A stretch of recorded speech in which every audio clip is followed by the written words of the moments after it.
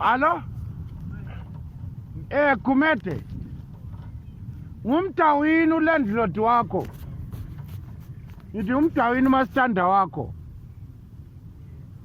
Besithi izolo laphana ngunika ama-articles of coexisting rules and regulations ezokuhlala komdawini residence. Ngikhohle umthetho oyi-1 ngicela ukungezelela.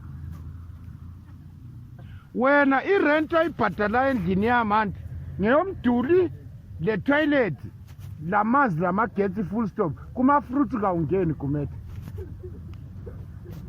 Ngithe zihlahla zami zamagwava lamamengo lani kawungeni. Wabhadalela ukuzohlala ubhadalelanga uzokudla ndamanga. So angifuni ukubona uqunta amagwava ami mbe wathi. Into yenze kucaca angifuni ukuthi kusasa sihluphana nje. Yeah. Of course, yes. I'm a compassionate person, Gumende. Sakwanisa ukukhuluma and come to a unanimous understanding.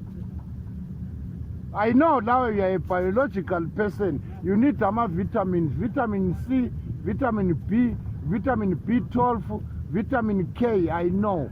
So we can talk. Ngiyakwanisa nguzwele ngibe a bit lenient. Besithi Gumende kungaba njani ukuthi right rent yakho ihlali ku$20. Kodwa kungaba lesihlahla sesivuthiwa sithi kuvutwa amagwava nje. Irent yakho ikhwele nge$10 amagwava azaphele sibuyela ngapha endaweni yayo.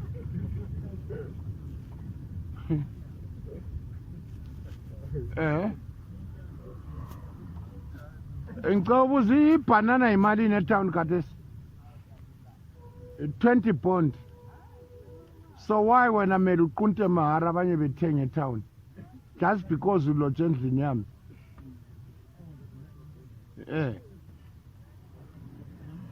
Yeah, kungavuthwa amamengo yakhwela futhi nge$10 amamengo engaphela siyehla sibuyele emalini yakho. So this month khathesi kulo until November irent yakho ikhwelile nge$10. Ibile livuthiwe Gumende. You understand? Thank you. Okay. Sharp. Azana Gumende ungakhathi. Ngicela ukuthi abantu bengakufonela ungathi ngisendlini asondli yakho. Wathi ngisendlini kaMdawini Chumantu. Market my residence. Uyathi sendlini ngeyakho. What in sendlini kaMdawini, it must be known that it is my house, it's not yours, yes. Thank you, Gumende. Bye-bye. As amaloja so.